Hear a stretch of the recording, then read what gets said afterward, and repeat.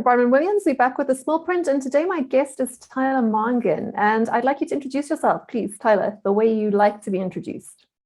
Okay, aloha. My name's Tyler Mongan. You want to say something about myself right now? Yeah, please. Okay, great. Who are you? How do you describe yourself these days? Sure. Right now, I'm the Chief Learning Officer and co-founder of an organization called Haku Global. And our mission is to accelerate leadership future intelligence. We have online training programs, offline trainings as well, and facilitations that just help leaders think differently about the future from a specifically using a lot of neuroscience-based techniques. Thank you so much. Yeah. We'll get to that in a second, but I wanted to really have a conversation with you today about your work with the Association of Professional Futurists. I know you were involved with quite interesting projects that they put together. Yes. Where you ended up looking at the future geopolitics of the Arctic Circle. So could you sort of describe that very briefly, and then we'll take it from there? Sure. Yeah. So I was part of the 2020 fellowship for the Association of Professional Futurists.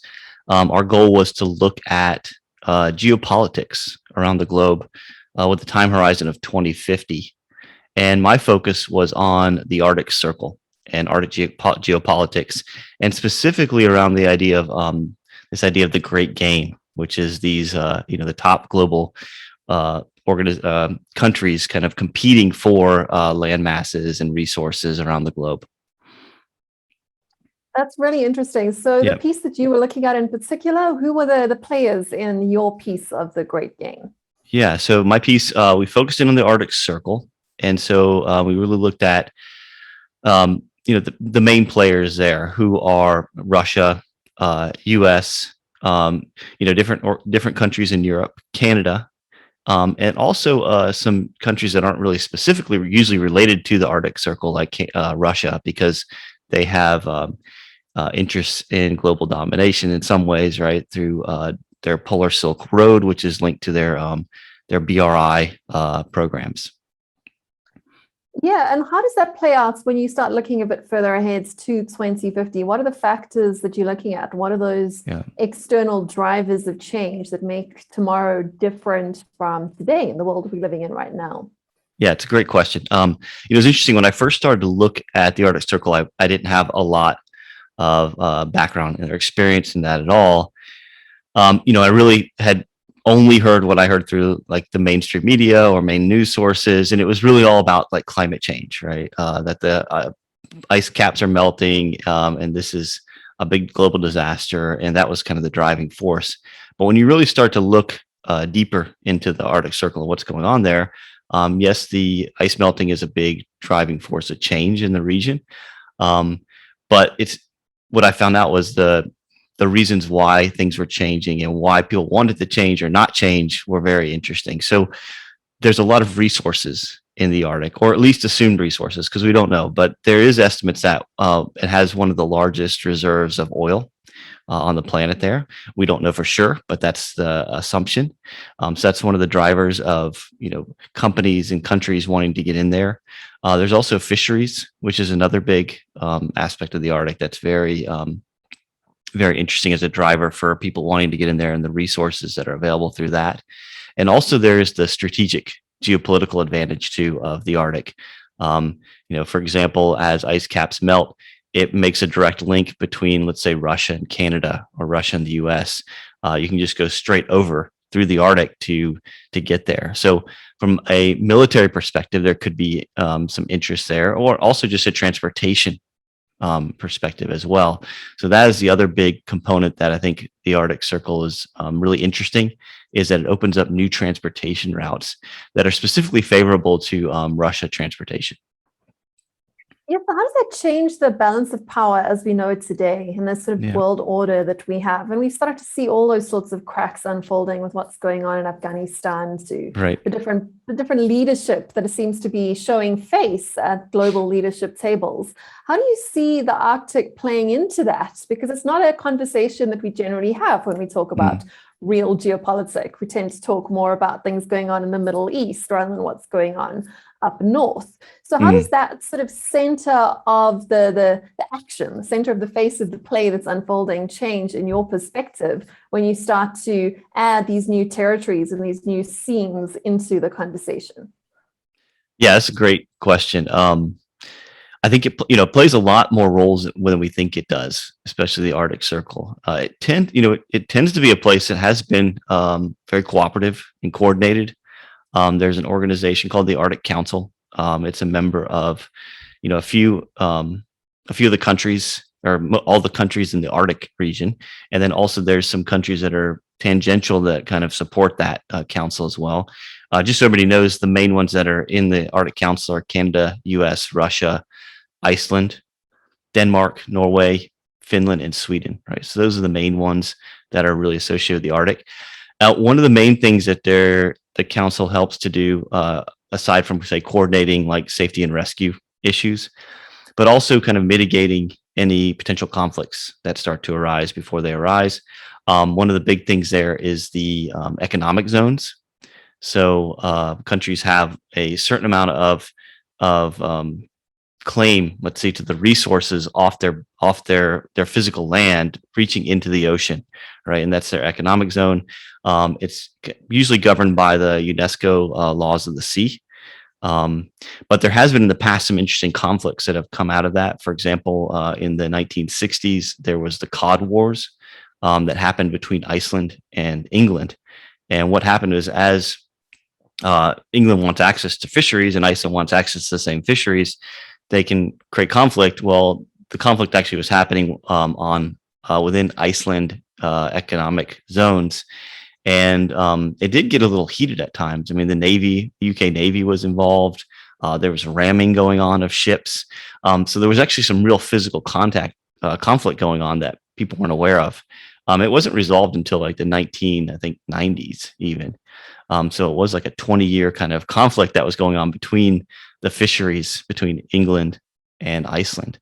So we saw that little taste of kind of conflict that can happen in the region, right? Even between countries that are typically allies, right, or favorable to each other.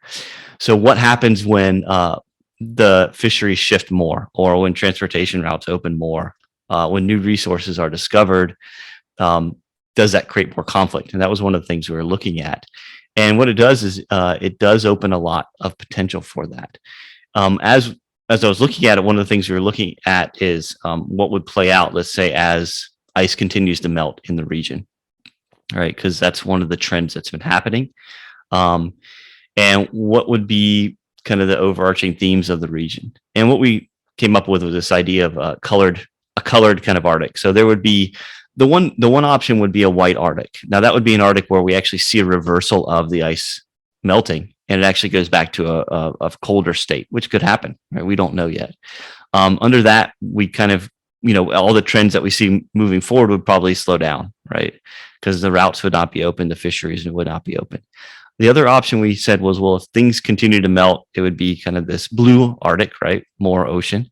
And then within that blue Arctic, you could have two potential scenarios. One would be a green Arctic, where there's like a sustainable development, there's cooperation in the region between the players. And the other could be a red Arctic. And in the red Arctic, there would be more conflict. There would be more isolation of the region.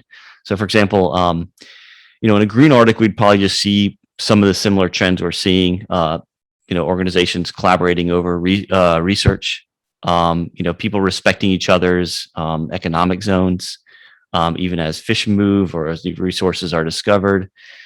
You would see conflict mitigated by the Arctic Council, let's say.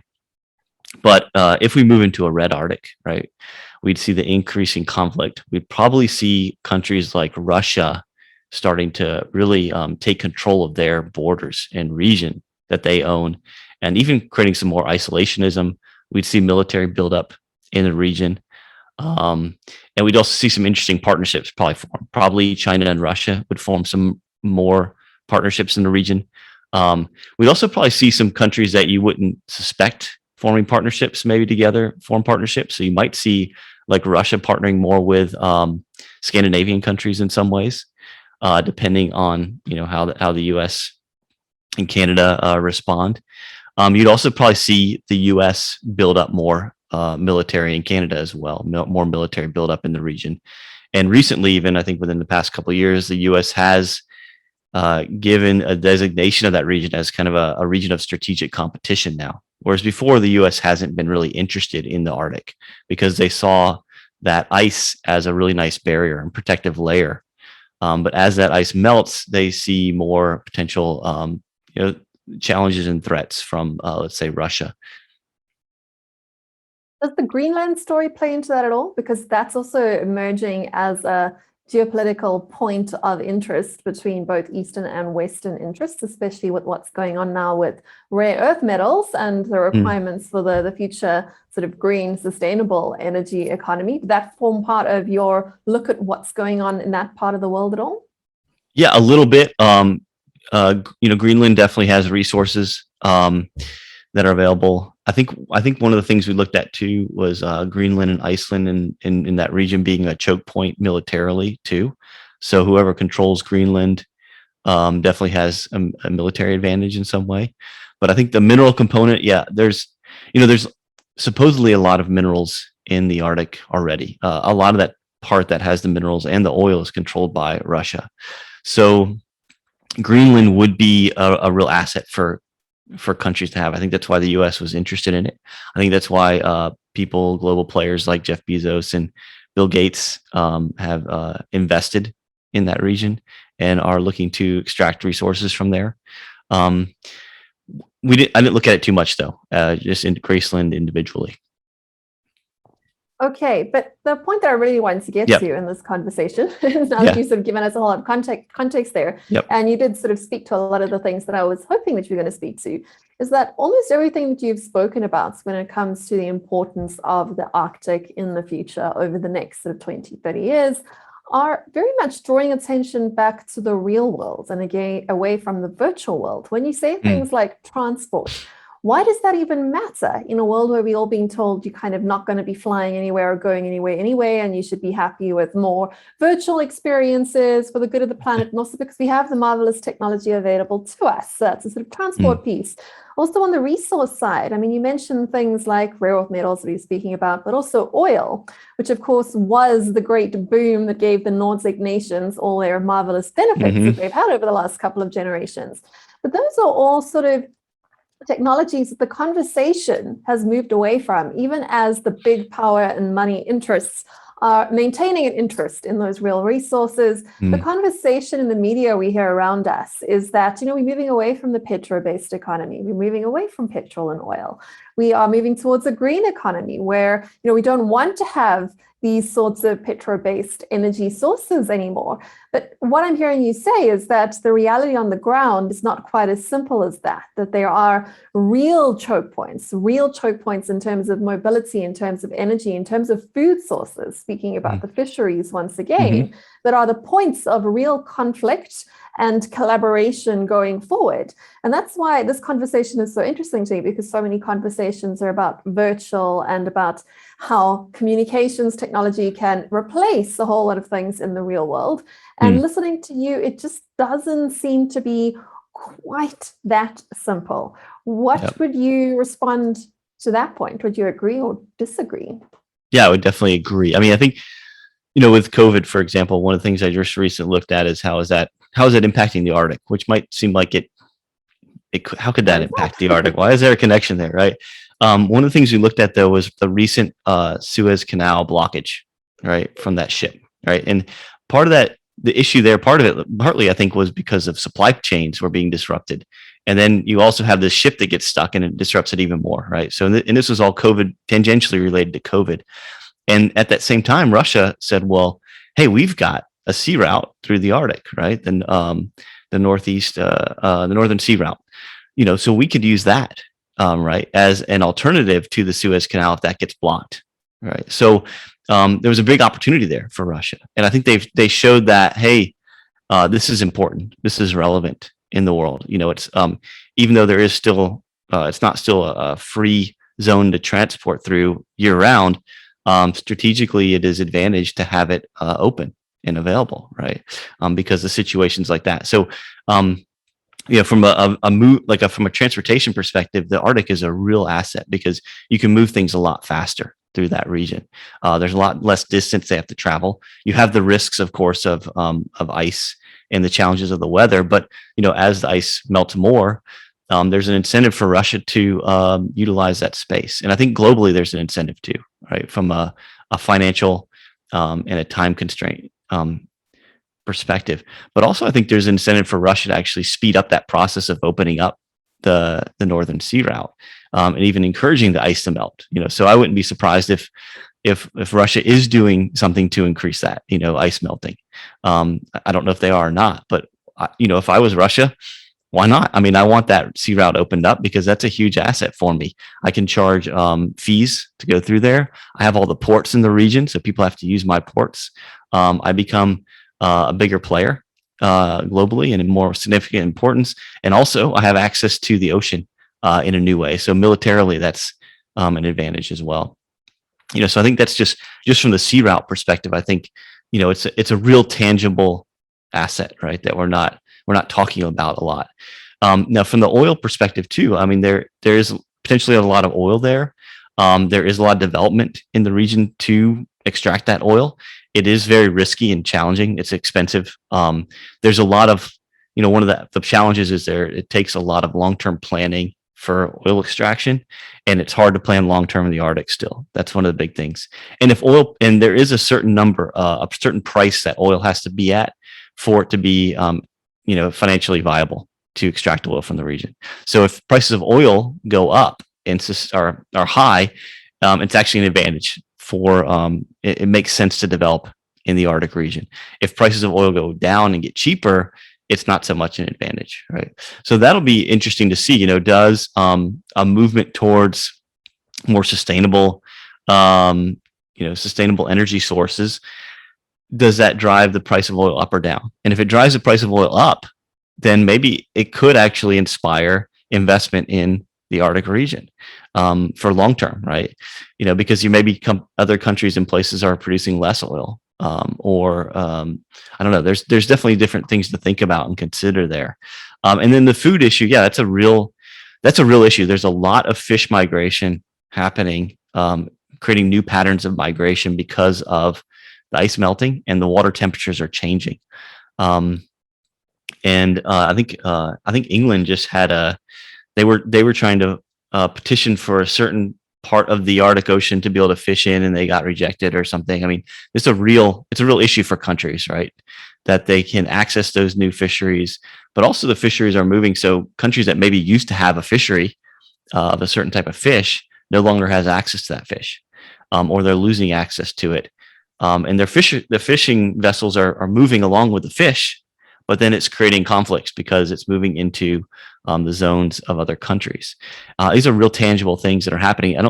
After looking at the Arctic and out to 2050, I would say that region's going to heat up more in a sense of both physically and geopolitically. So I don't see, even as we move towards more sustainable energy, more renewable energies, we talk more about the digital world. I think the physical space will also become just as important or more important. That's a really good point. And I suppose it also comes back to some of the other things that I've been thinking about in terms of the challenges between growth and sustainability and progress and conservation, and the challenges that we're going to face in the very, very real world when it comes to real resources. Once again, we've kind of got two choices. Either we push ahead with growth, so there's more to share between more of us, or we double down on policies that preference sustainability, but the backside of that is increasing conflict, because if you're not growing your pie, you have to be then more militant about how you divide what is already on the table. So I think that this region, again, is a great metaphor for those bigger conversations, again, playing out across the world. And I think the one interesting thing that we can go back to that you mentioned a little bit was how Russia does have some incentives that might not be aligned with everyone else's incentives. And that, of course, is something that you have to look at if you do play in the futures or leadership space, that incentives do tend to eat your best laid intentions for breakfast. If your incentives aren't aligned, you're going to get you're not going to get the action, the means or the end that you are necessarily intending. I think that's perhaps another mistake that we're making in our conversations around sustainability and the future, not just the whole sort of the fact that if we are preferencing sustainability, we are admitting that we are going to have to accept more conflict going forward.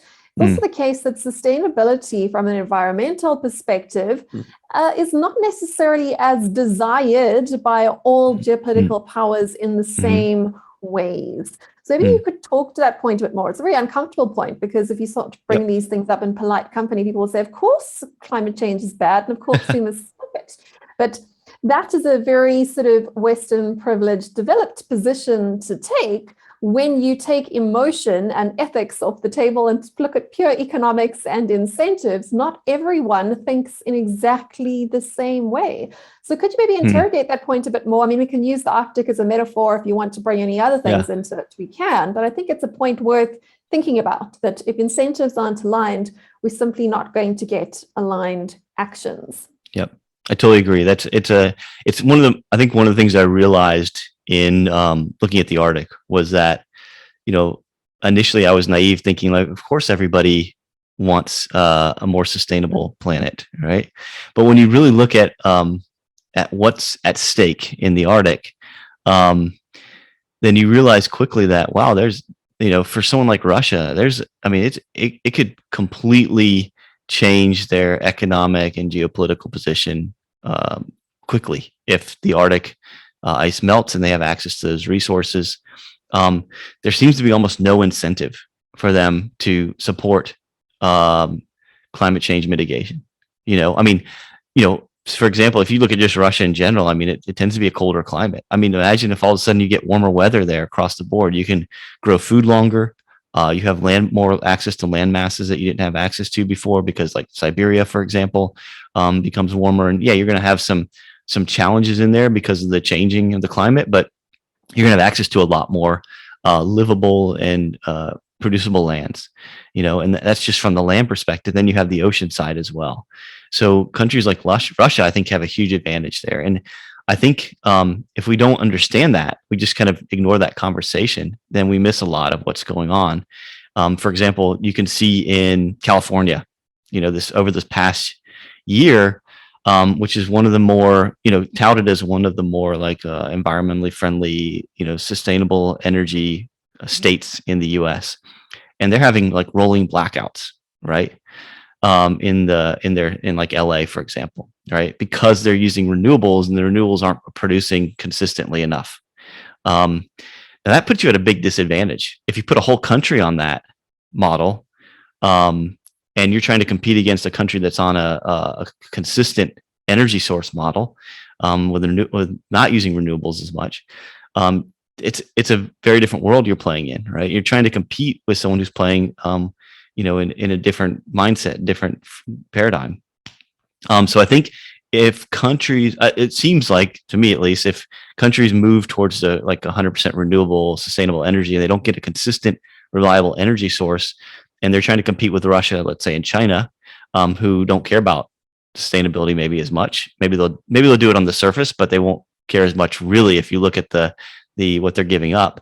Then you're going to be disadvantaged potentially. And if you move your entire system off of, let's say, fossil fuels, then and something happens to your renewable energy source, you're going to be in trouble, right? And we can see that there's tons of development going on. China and Russia they're definitely collaborating on building pipelines to move oil and gas. And these are long-term plans too. They're not like short-term. It's not like in the next 5 years. They're like 10-year plans, right? So they see it as a viable option into the future. They're not going to give it up, right? So it'll be interesting to see how that changes the dynamics globally. And I think people need to talk about that. I think the people who are really pushing for renewables, sustainable energy sources within their countries need to understand how a backup plan, and also the second, third order consequences, and how they're going to compete on the global stage with countries that aren't using that same model. So then you've been speaking, and we have been speaking more about the sort of geopolitical level, but how does this roll down into the corporate sphere? Because that's another sort of far future trend that we've definitely started seeing, that previously countries' interests were more closely aligned with the companies that were domiciled within their geographic borders. But this is really breaking down and shifting from an ethics, from a morality, from a legal code, from a freedom of speech and censorship perspective. Increasingly, we're seeing that massive global businesses have a conflict of interest between different world orders and different sets of norms and incentives. So how do you see this playing out pragmatically, realistically, not necessarily the way it should be, but the way it is likely to play out when you're talking about a world where we've got very few companies that have outsized market control, and they have very split interests between the interests of the Washington and Beijing consensus, if we want to sort of oversimplify the problem to that sort of extent? How do you see the corporate element playing into this and reinforcing or perhaps pushing back against some of those trends and forces that you've spoken about? Yeah, I haven't thought about it a lot, but it is an interesting question. One of the things I would say I could see is, companies that are really reliant on, let's just take the oil industry, for example, and that's like kind of their industry. I could see them shifting and moving more towards working with China and Russia, right? And moving away from the countries that are not supporting them, right? I mean, they're going to have to survive, and at the same time, they have the skill set and expertise. It's just not wanted anymore. So they're going to move, right? They're going to move their operations. I don't know if they would still be based in the U.S. even, right? Or they might. I can also see, for example, carbon credits. There's a lot of talk about that again, and being a big deal. So I could see companies, operating in the U.S., saying they're more environmentally friendly. They have governance that's responsible, and buying lots of carbon credits, but then doing most of their operations in non sustainable energy and non-renewable energy. That's kind of going against what they're doing. So it's almost like they're paying to play. It's like they're paying to play in the wrong market, in a sense, or the unfavorable market to their country. And they'll have to do a lot of PR, I think, to really market themselves. But at the same time, there's a sense that I feel like a lot of people don't care so much. I mean, there's a lot of talk about sustainability and renewable energy, but everybody's pumping gas every day in their car, right? And they're using their power and electricity, and they never ask where those things come from. Most people don't care, really, when it comes down to it. I think, there's a louder voice out there that might say they care. But, I worked in sustainability in Hawaii for many years, and as an island, it has a great opportunity to be a very sustainable place. And, but at the same time, we have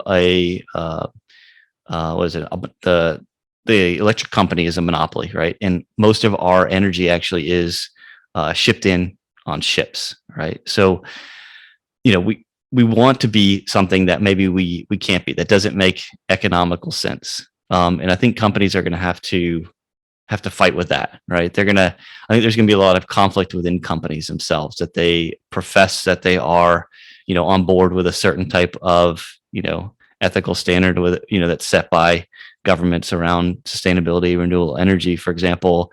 But then internally, you'll find people who are conflicted because they realize it's not true, right? And I think that's a lot of what we see anyways in companies, for example, like the Googles or the Microsofts, and that it's kind of touted as like this amazing culture and they're doing great work. But when you really get in there and you talk to people who are in there, the environment's toxic, right? It just has the same problems as other companies. So I think the same kind of thing happening. We'll see like a very surface layer of what the company's doing, and then a behind the scenes of reality. And I think it just plays into the same thing we're talking about, right? It's like this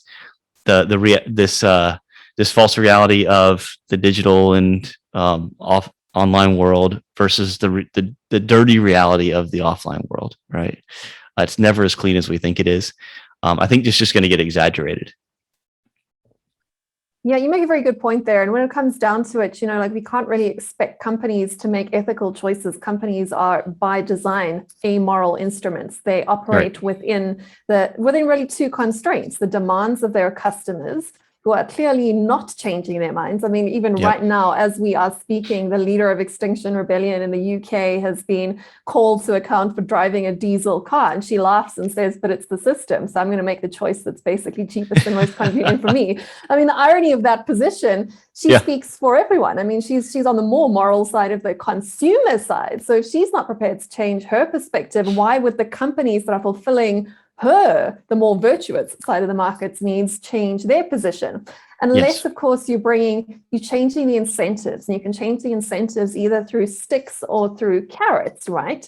So on the sort of stick side, you have to look at regulation. And on the carrot side, you've got to look more at education and innovation once again. I suppose that comes down to a worldview really question that we're talking about. Because if you really want to effect change, you either have to change the rules of the game, or you have to change the game itself that you're playing.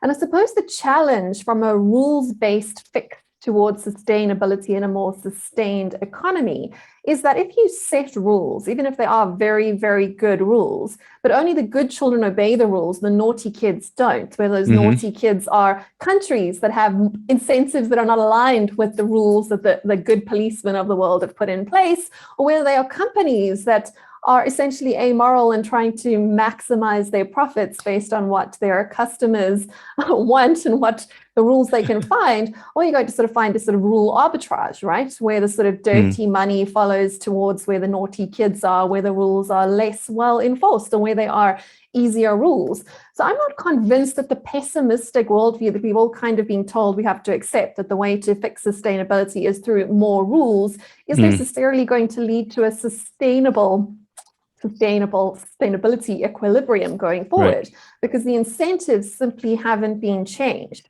Now, the other alternative is to look at a more optimistic way of solving those problems through innovation. And the whole sort of thinking there is that when you take the word sustainability, you can look at it in two ways. Sustainability is, engineering a system in order to sustain us for as long as possible, which is a good thing. But sustainability can also be twisted and perverted a little bit into essentially being sustaining the current disequilibrium that we've got. So in other words, quite a conservative position. So I suppose the challenge is to see if we want sort of conservative sustainability, which is rules imposed, which creates inadvertent, perverse incentives, or if it's a more optimistic form of sustainability, which has to allow for more innovation. And the challenge there is that if we allow ourselves to look at sustainability, grand challenge, wicked problems from a more optimistic point of view, we allow ourselves the luxury of at least addressing current problems and future problems with future technology rather than future problems with only current technology.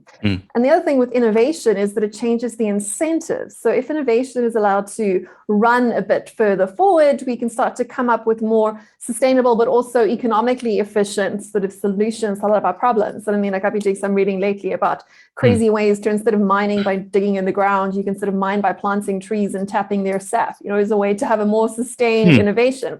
So those are things that I would never have thought of that, but someone has, because they address the problem from an optimistic point of view, the preference innovation over regulation. I know a lot of the conversation, particularly in our industry, in the futures industry and in the eco industry, is very pessimistic, and they see that only suppression, regulation, and pessimistic sustainability is seen as the only way to solve our sustainability problems. But I don't know if I agree with that based on the incentives in play, based on the fact that, the Western consensus, the Beijing or the sort of the German consensus of the world is they no longer have the monopoly power. They don't, those poles don't have the ability to impose that world order upon a developing world with very different incentives.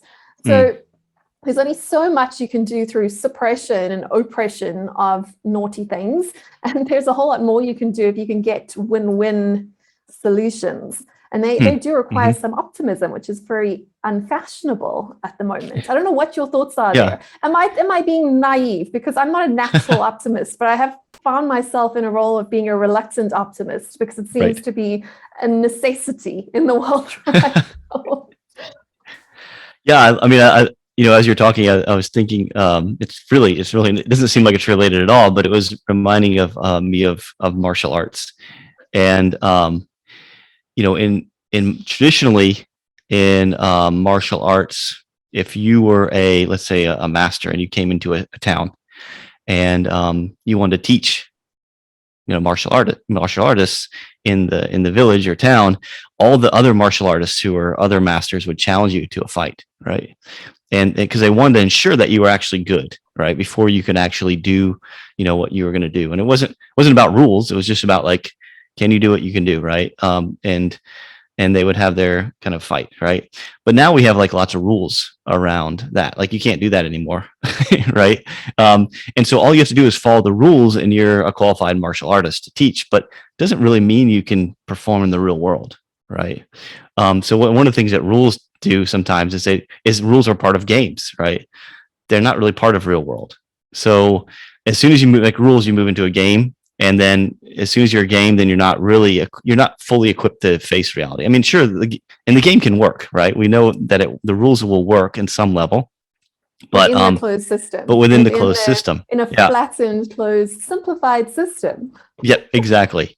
So I think the Arctic is a good place to think about this too. Is that, do we want a rule of law based Arctic, or do we want more of an innovative Arctic? Do we want countries to collaborate and figure out, how to navigate the change there and navigate the resource development in the region, both for economic reasons and also in a sustainable fashion?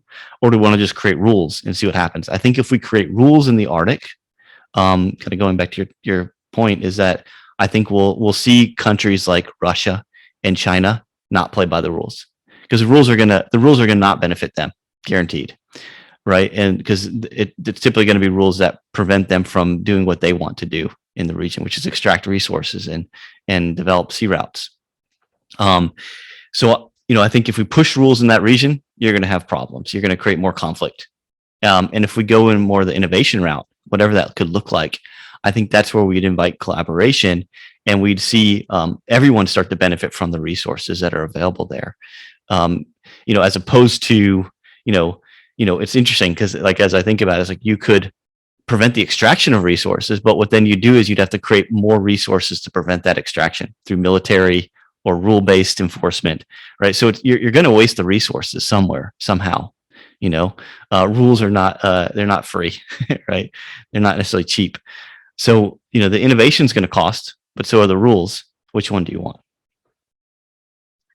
That's a really good point. And I think a lot of these lessons, which is why I wanted to speak to you today about the Arctic, is that it's a great metaphor for not just for geopolitics, but also for business and for leadership, because it asks all those same questions, those questions around sustainability and growth, around rules and regulations or innovations. Even if you're leading a team in an office, if you are a very commercial interest, again, you've got this choice to choose a sort of control rule-based system or a trust and innovation-based system. And they can both create sort of sustained systems, but they have very, very different outcomes that they produce. And I know that you and I have had a similar conversations towards the beginning of last year when COVID started, around the difference between sort of trust and control-based systems and responses to the global pandemic. And I think there's, again, quite a lot of parallels that play through there. So also wanted to ask you if you had any further thoughts in that regard between the value of trust-based systems versus control-based systems. And of course, there are trade-offs, but where you apply your resources ends up producing quite different results there. Yeah. I mean, trust is very important, I think. I think it is one of the key currencies of human-to-human interaction. You see that in the digital space with like trustless systems, right? Where we're trying to get away from trust or the need for trust to operate, which is interesting, right? So it is it's like this foundational glue for a lot of things. Even we're operating within an organization, trust is key.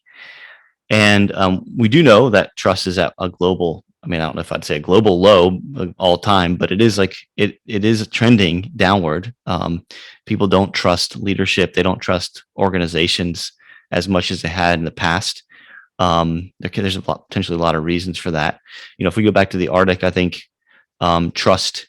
Trust has been a big, I think, factor that has kept the Arctic pretty demilitarized and open for the common good. But I think there's a key player in there that doesn't get talked. I mean, that is part of the geopolitics, is the ice that's been there.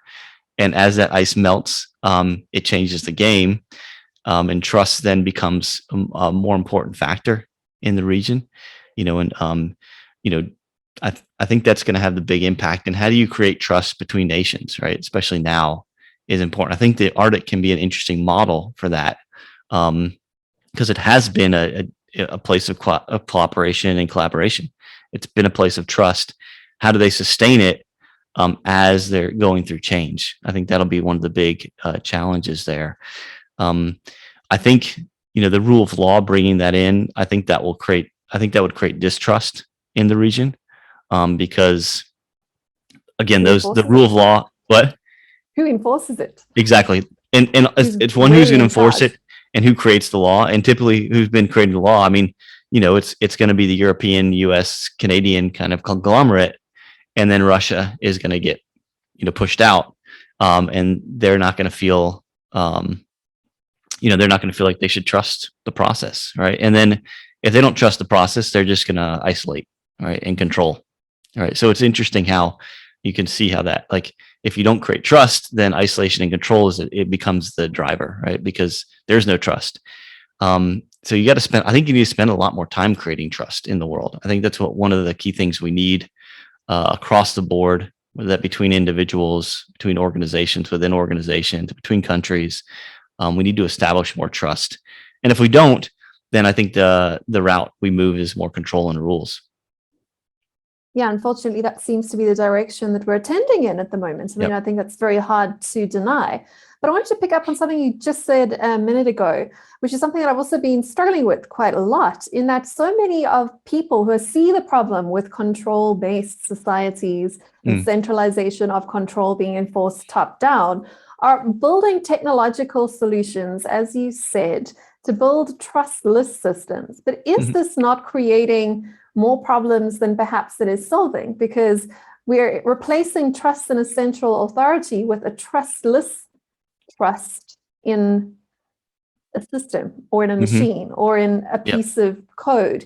Does that actually solve the problem, or does it just kick the can down the road or reshape the problem into a new shape that we're going to have to grapple with? Because the conversations around centralization and decentralization are one part of the conversation we having around what technology can do to resist control. But I think the conversation around trust versus trustless, is trustless system something to be celebrated, or is it something that we should be perhaps thinking about a bit deeper? What are your thoughts on that? Yeah, I haven't thought about it a lot, but I think that's a great question. I think, one of my concerns is that with technology and the kind of things we're developing is that we lose a lot of our human skills, right? So I could see in the future where, everything's trustless. So you don't need trust anymore, but you don't develop the skill for trust. So you lose that. You've got to score. So we don't know what that is anymore. So then trustlessness actually becomes unknown too. Like we don't understand that either. And then it's like, then you can easily be fooled, right? It's like, because we don't understand trust and we trust everything almost. Yeah, judgment's gone. And all just like automatic buy-in, just like everybody just buys in because it's trustless, right? But you don't understand how to evaluate trust, right? And what's required for trust for a system, right? Also a robot or an AI, but also a human. I think you start to lose it for human to human interactions as well. And you just kind of default to this, well, everything's just trustless, so I can trust it in some way. But I think that becomes a real danger long term. Yeah, it's an interesting conundrum, because you're trying to fix our problems with more technology rather than perhaps with more humanity, which comes back to what I was speaking about at the beginning, the fact that the Arctic is such a great metaphor for all of our real problems are real problems, right? It's like if you can go back to good old Maslow and his much maligned hierarchy of needs, Yep. All of our current discourse and conversation and conflict is around those top, much more vacuous layers of that old pyramid, rather than around the real ones, around the wants rather than around the needs and the must-haves. So I think it's a great conversation to sort of recenter us around the things that we absolutely cannot do without, things like literal energy and water and movement and connection and food. So I think it's a worthwhile conversation to have, and hopefully it sort of shapes a bit of thinking in people that are listening to this today. But I've taken up quite a lot of your time, Tyler. Are there any points that you didn't get a chance to make today? And are there any dots that you can connect through this conversation, which follows your interest, but not necessarily your commercial interest as much as perhaps your normal day job would say? If you want to connect that conversation at all, I want to give you that opportunity now.